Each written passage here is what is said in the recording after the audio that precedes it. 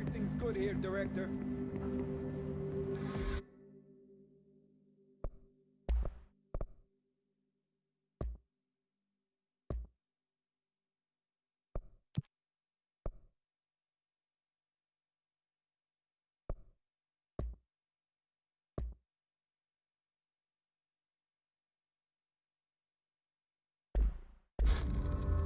Darkness engulfed the elevator. There was something there, reaching for her, trying to make her act. It was a distress call. Phaeton sensed a drowning man, a hunger in the dark. Investigation sector. Investigation sector, huh? We should check this out.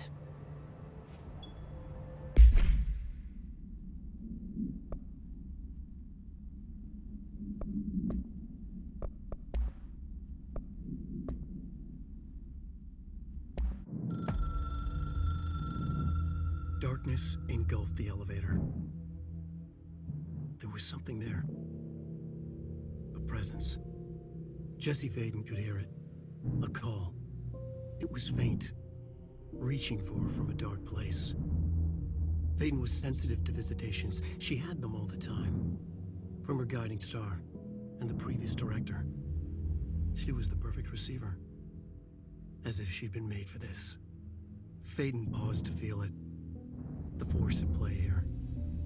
It was changing things around her, subtle, trying to make her act. Phaeton didn't like that. Her guide felt it too.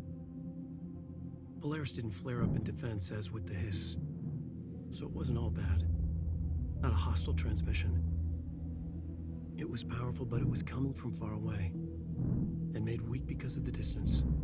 It was a distress call. Phaeton sensed a drowning man, a man desperate to escape. She sensed something else, too. A hunger in the dark, not unlike the hostile resonance, waiting. She knew that desperate acts can have grim consequences. It was this, more than the man's despair, that made her follow the call. The elevator lights winked back on. The darkness receded like a memory. There was a new button on the elevator control panel. Investigation sector. Phaeton pressed the button. The elevator doors slid shut with practiced bravado.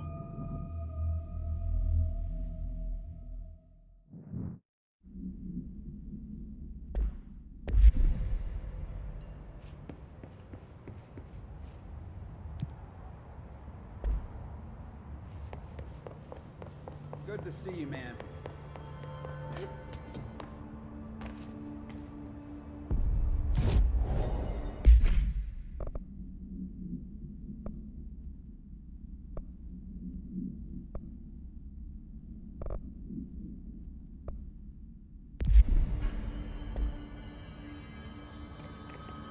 Any luck finding the armory? None. Looks like it got shifted. We have rangers checking each sector. Fuck, who's... Man, I never thought I'd be working in the executive sector. Look at me now, Ma. I'll see you later.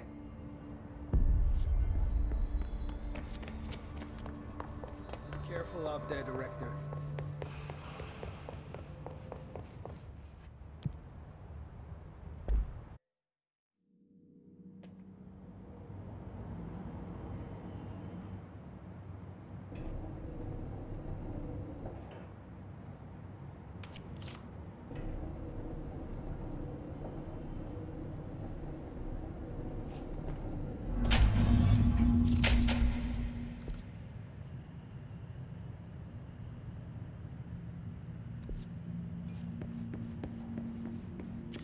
Hello? Anyone here? Guess not.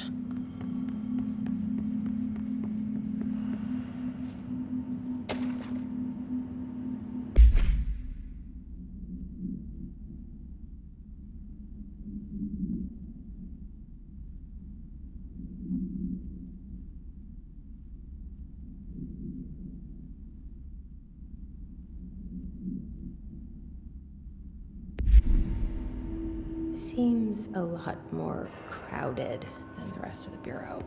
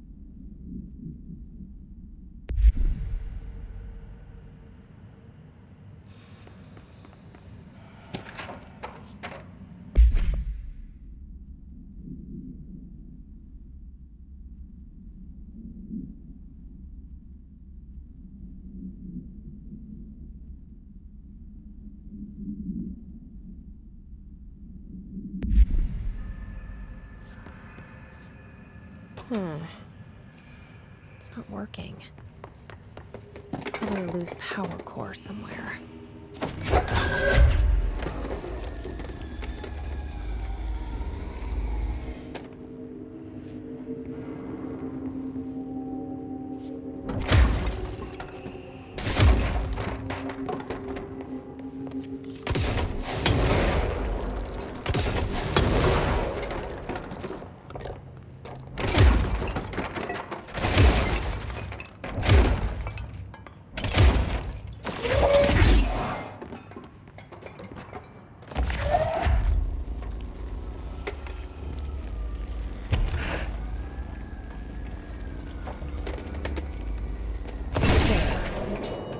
Gate should open.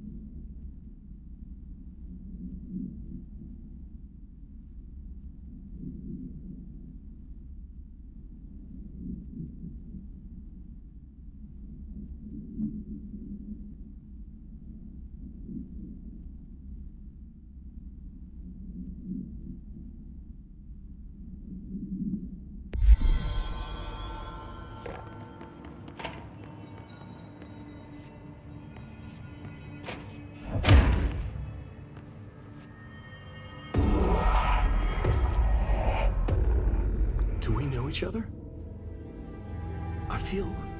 This feels familiar. I can't seem to...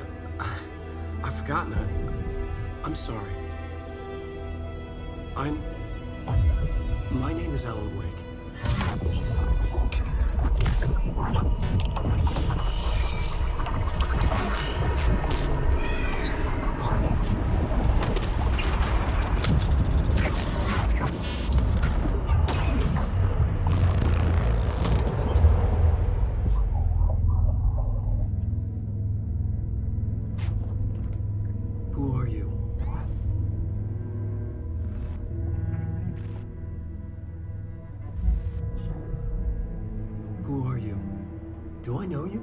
Friend Tom.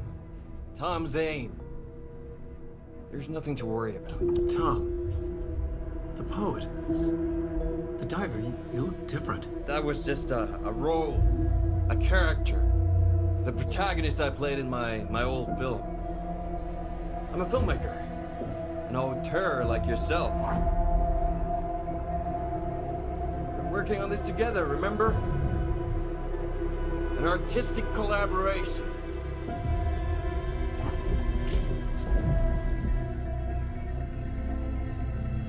You need a drink.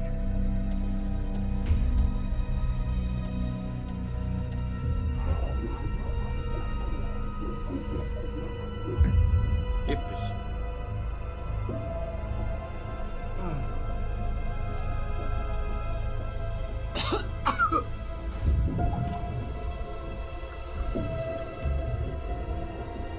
timeless.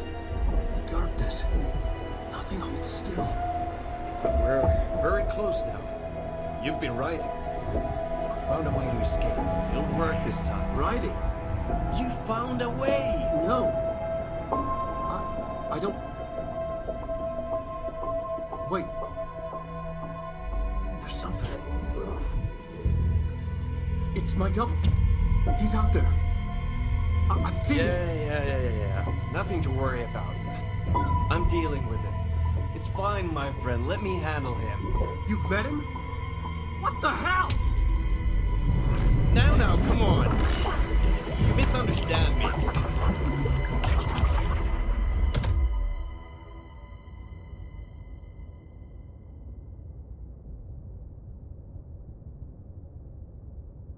That was Alan Wake, the writer who went missing in that AWE case I read about. What's he doing here? And Thomas Zane was with him. The poet. No, wait. He was a filmmaker. I always remember that wrong.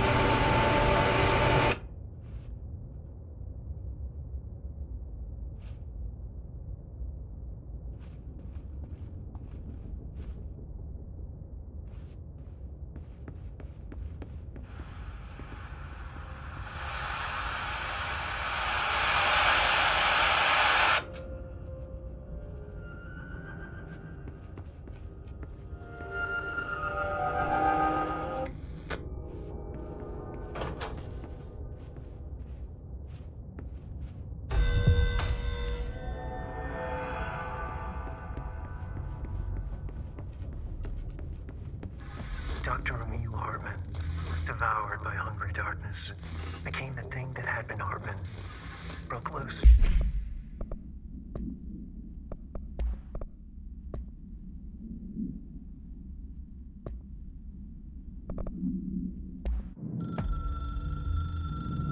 Dr. Emil Hartman was desperate. The Federal Bureau of Control had stolen his life's work. This was his last chance, his final experiment. What he'd been too scared to do before. Hartman dove into the lake, was taken, devoured by hungry darkness, became the thing that had been Hartman. Only an echo of him remained, fragmented impulses on autoplay, violent, bloodthirsty darkness in the driver's seat. Emerging from the lake, the thing was captured by the FBC, brought in, contained, studied. The thing broke loose, killed everyone it could. The FBC fell back and sealed the sector.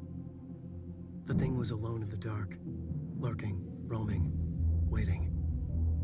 Then something else came. Not darkness, but similar enough. A sound. A resonance. It shouldn't be a surprise. If there's one, why not another? The darkness inside the thing could have been immune, could have resisted, fought, could have been passed by, passed through with no effect. But it didn't, and it wasn't. Maybe it had grown weaker over time, not aged. It was timeless, but weaker with no link to its source. A metamorphosis followed. The thing that had been Hartman went through another change.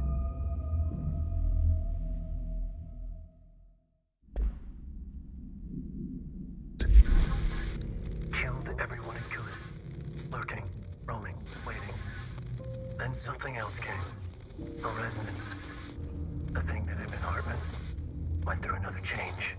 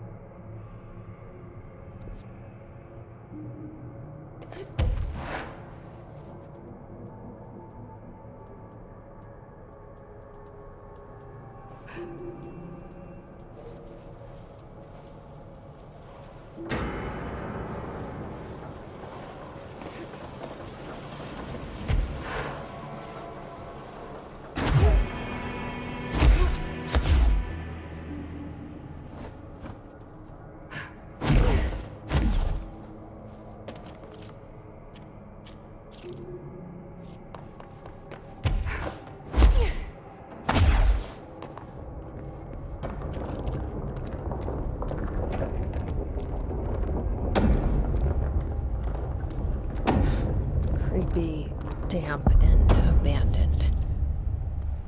Why did Wake want me to come here?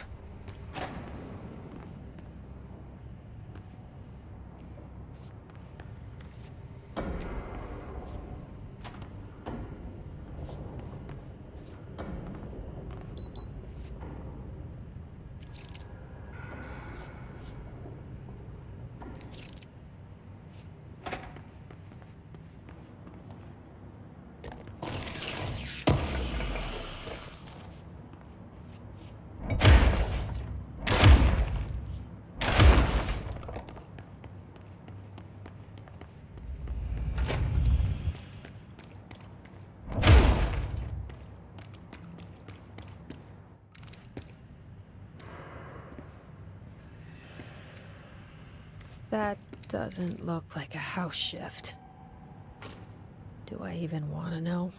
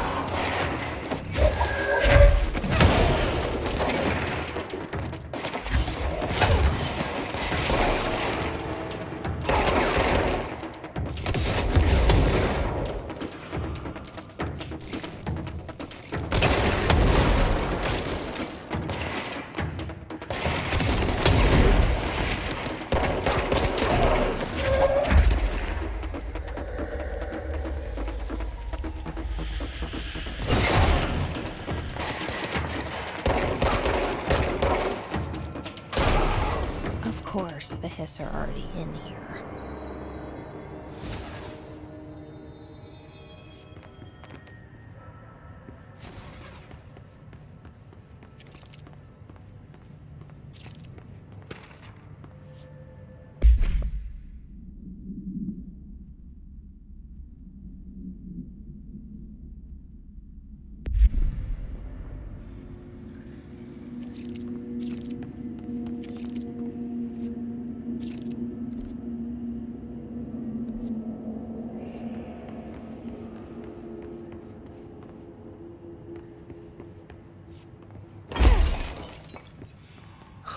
Whoa. Looks like the house has gotten a little wild in here.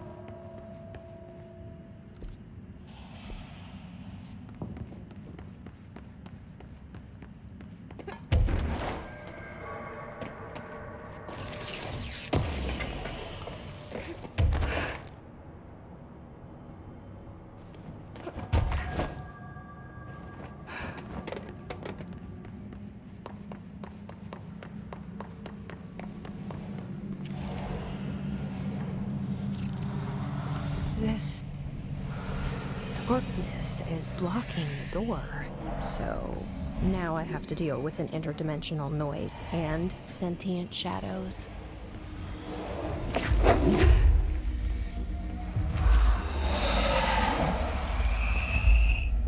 Light burns it away, huh? Makes sense.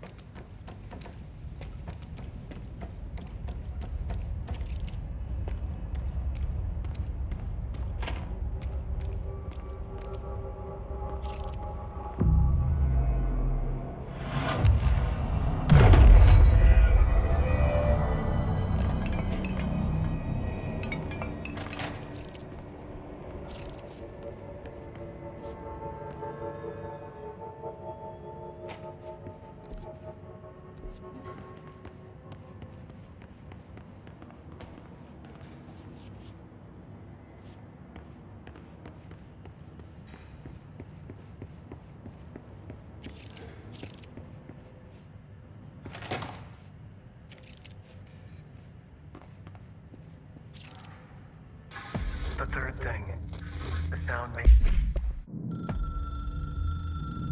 The resonance carves its way through the thing that had been Hartman, vibrating, remolding. The sound changes the darkness, and the darkness changes the sound. They both changed what remained of Hartman. They all turned into something else. A third thing, the sound made darker, the darkness made louder. Hartman was stretched as anyone when seen from out of time, like a worm through time. Almost an Ouroboros, a spiral, a maelstrom, The gravity well of a black hole, twisting inward, tightening, taking you deeper and deeper to the bottom, the heart, and through to the other side. The third thing said, when you hear this, you will know you're in new you. He said, we build you till nothing remains. He said, under the conceptual reality, behind this reality, you must want these waves to drag you away. He said, baby, baby, baby, yeah, orange peel. The third thing was a monster. He'd tear apart any ordinary person crossing his path. Now he crashed out of darkness toward Faden. There was nothing ordinary about Faden.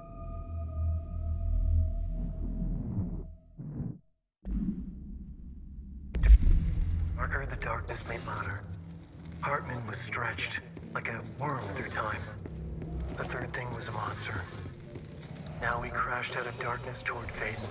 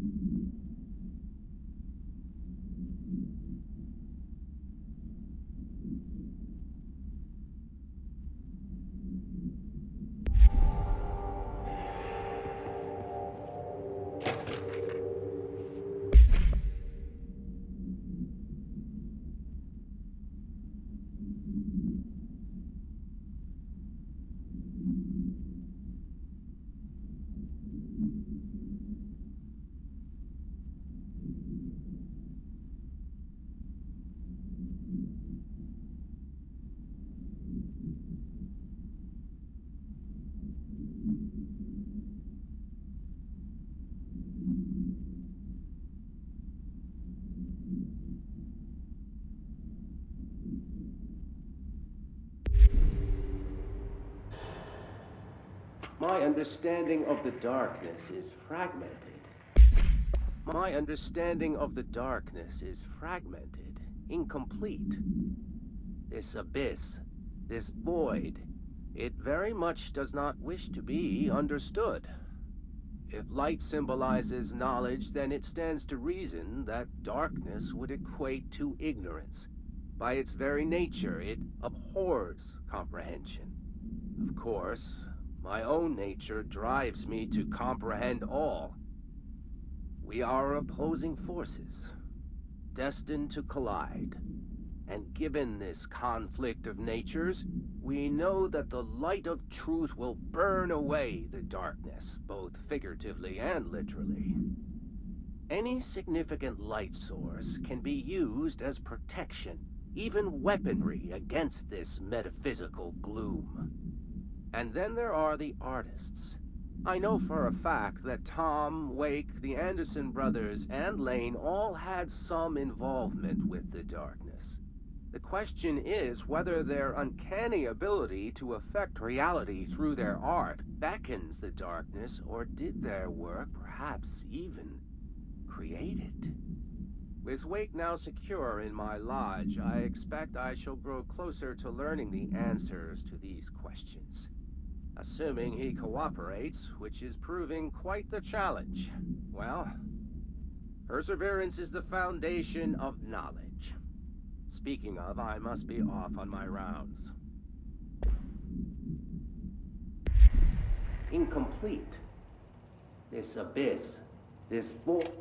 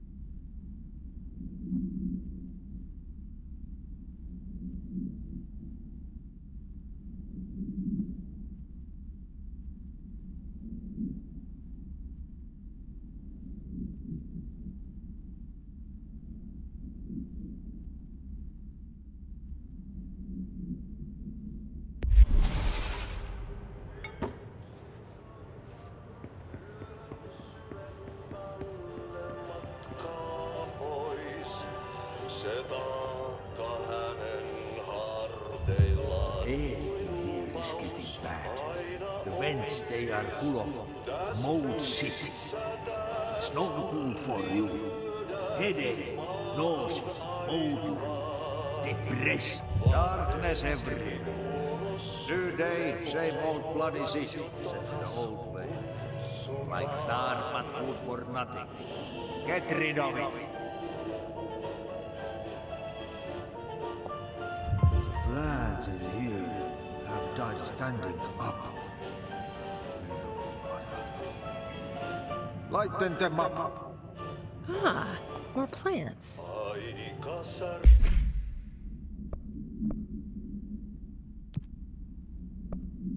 All right, let's go make some new friends.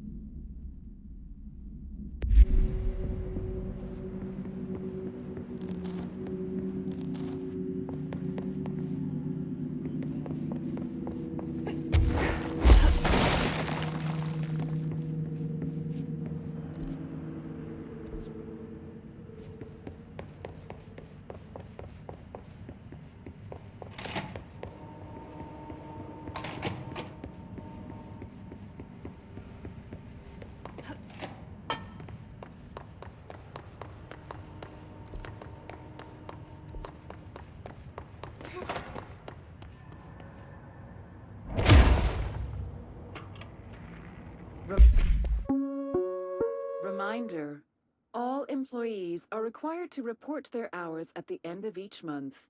The Federal Bureau of Control maintains that time is not subjective, and hours passed on alternative planes cannot be claimed. Astral dives do not accumulate overtime compensation. Thank you for your attention. Reminder, all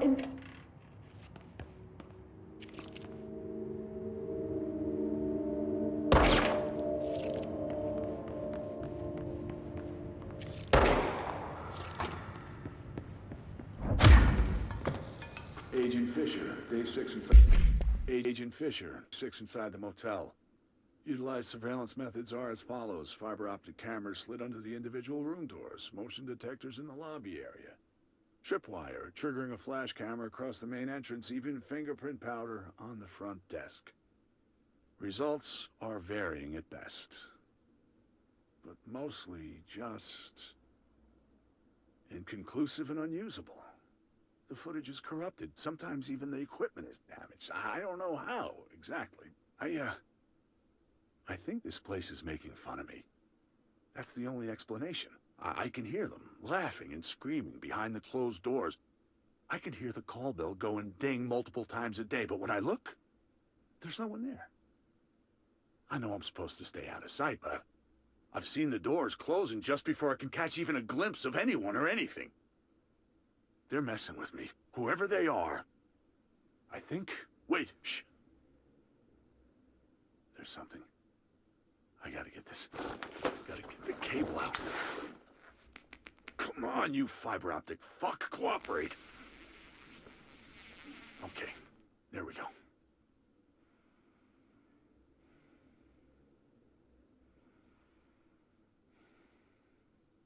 All right, that was faint, but I definitely heard movement coming from the hallway.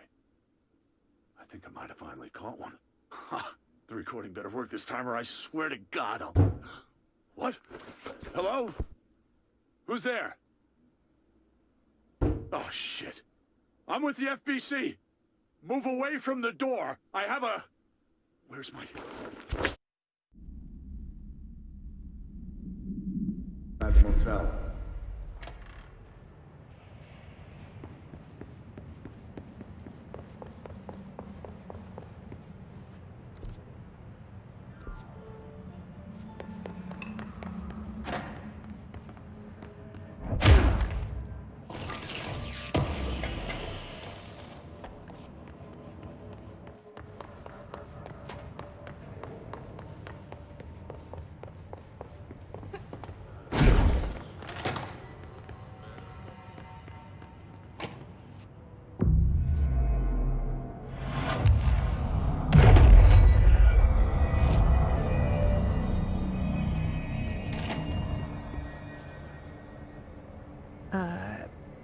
I don't feel right. Something in this darkness is draining me.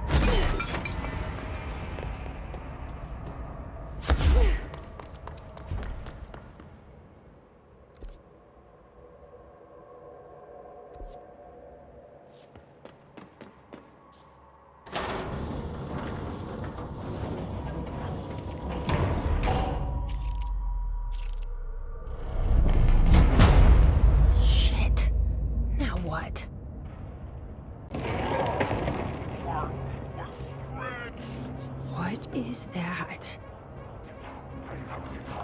Come on, elevator, time to go! Dr. Emil Hartman was desperate.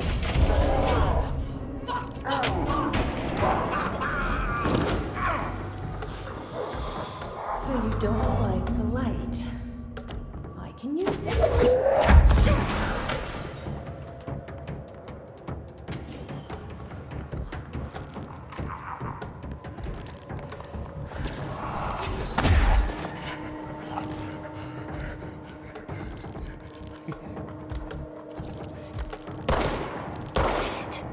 Nothing even touches it.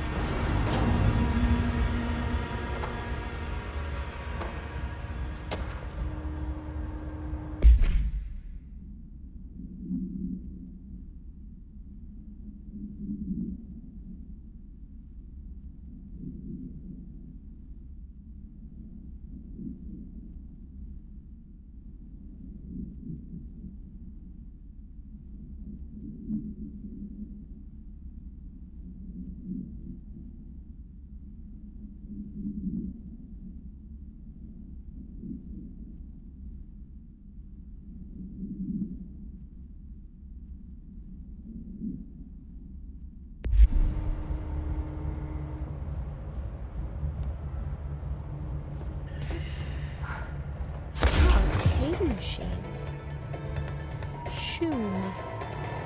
Shim?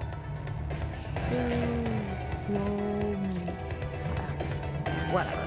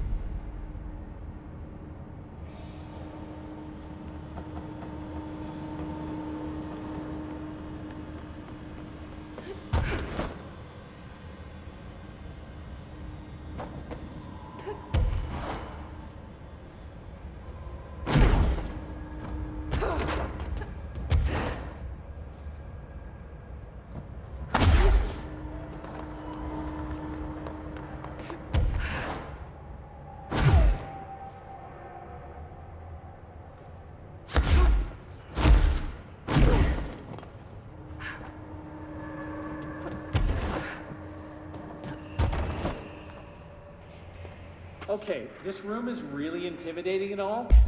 Okay, this room is really intimidating and all, but I know my rights. It's not a crime to try and get a book signed. Making unauthorized contact with a dangerous paranatural entity is indeed a Bureau offense, Mr. Langston, and can be prosecuted as such. Okay. Well, I didn't know that. Listen, this is being blown way out of proportion. All that happened is I heard Dr. Hartman had been brought in, and since I'm a huge Alan Wake fan, I thought it'd be cool to get a copy of The Creator's Dilemma signed. That's a book that Hartman wrote about... We know what it is. Okay, good. So yeah, I was just looking to fill out my Wake collection. I certainly didn't know Hartman had turned into some kind of shadow zombie. That's a completely inaccurate description. Whatever, listen, I'm just a desk jockey. I sort papers, do data entry, that kind of stuff. Don't come down on me like this. I made one mistake. I mean, I see people break the rules all the time and no one is pulling them into dark rooms to yell at them. Yesterday, Dave Gleason and his crew were talking to that empty spacesuit and laughing their heads off. We're letting you off with a warning, Mr. Langston. But this is going on your record, so one more screw-up and our next chat won't be so friendly. Great.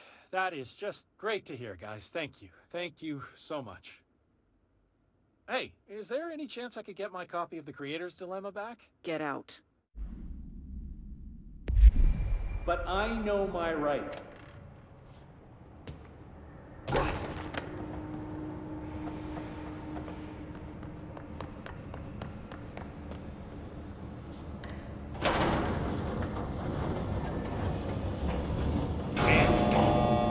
Investigations. Jesus, don't scare me like that, Langston. If you're talking right now, I can't hear you. It's a one-way system. Try to find an intercom.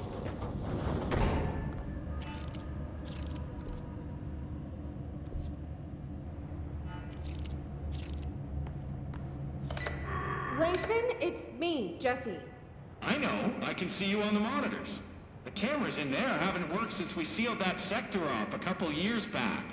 Let me guess. You sealed it because of the monster guy. Wait, did you see Dr. Hartman? Jesus, I really wish you hadn't opened that fire break. Okay, listen, you need to find Hartman and kill him before he gets out into the Bureau. That thing is a person? He was a person. We brought him here to study after he was, altered in an AWE. I forget the medical word for what happened, but now light physically hurts him. Do you have a flashlight? No. A lantern? Headlamp? Oh yeah, flare gun. Oh, Christmas lights. You could wrap them around your... I don't have any of those, Langston. Shit. Okay, well, I'm sure you'll think of something. I'll keep an eye on you from the panopticon. This is kind of exciting, right? Maybe from where you're standing. Right, okay. Well, break a leg. Oh, why did I say that? Okay, this Hartman thing can't have gotten very far. Let's go flush him out. Langston was right. This is kind of exciting. It's just nice to have someone to talk to, you know? Ever since I got put in charge of the Panopticon, people treat me different, like I'm crazy for wanting to work with altered items. People just don't understand the altered items like I do, you know? I don't want to brag, but it does take a very empathetic mind to connect with the items. Doesn't Still, I want to don't know why brag. people are making it so personal. Right.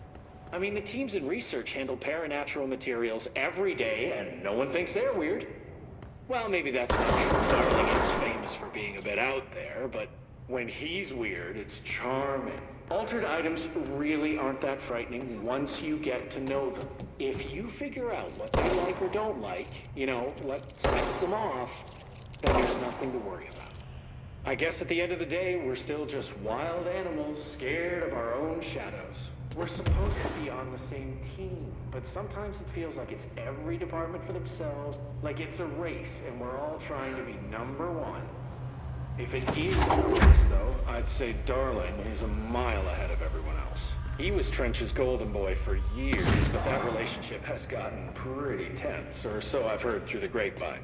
Not that I spread rumors, just, you know, people talk. Not me, though. I keep my nose to the grind. Too much work to do to focus on those kinds of things. I need to stay focused so I can get my work done and get home to feed Alfred. Of course, can't always make it home for meal time. So I have my neighbor check in my Alfred at 7 o'clock if I'm not back yet. She's very nice. Her name is Maria. She's old. She came to New York in the 50s to attend school and has been here ever since. We have a couple of kids, nothing but Thanksgiving. Big family, very nice people. Anyway, she has a key to my apartment, and she gives Alfred his dinner if I'm not home. I'm gonna have to buy her a nice...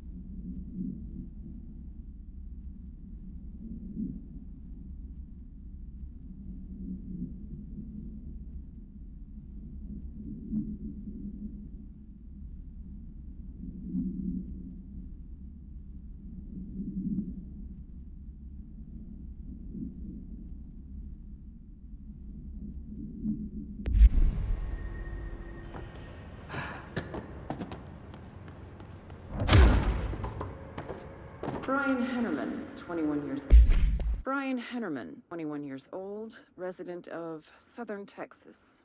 I'm sorry, ma'am, but I really don't understand why I'm here. You know what you did, Mr. Hennerman. I do? Tell me about Delivery Disaster. The movie? I mean, it wasn't very good. That's not what your review said, but we'll come back to that. Tell me where you got the movie from. Movie night with a, a K, not an N, not... not night, like nighttime, but... Who contacted you? Who told you to review that film? No one. I just did it because it looked obscure. I didn't even like the movie. I shouldn't have given such a high score, but reviewing obscure films makes you look smart. And I thought if I looked smart, I would get listeners. My podcast would take off, and I could move out of my parents' basement, and maybe even go to college and get a film degree like I've always wanted to. I swear. I swear, I swear, I swear. Okay, the kid doesn't know shit. I'm ending the session. Old resident of southern Texas.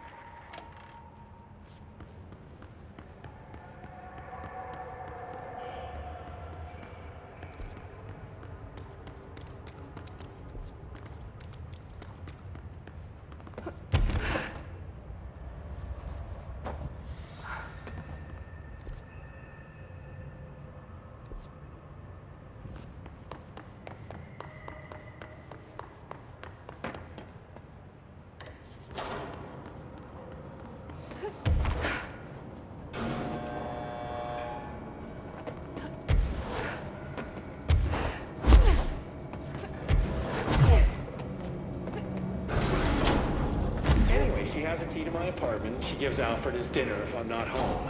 I'm gonna have to buy her a nice food arrangement. A lot of Alfred's meal times.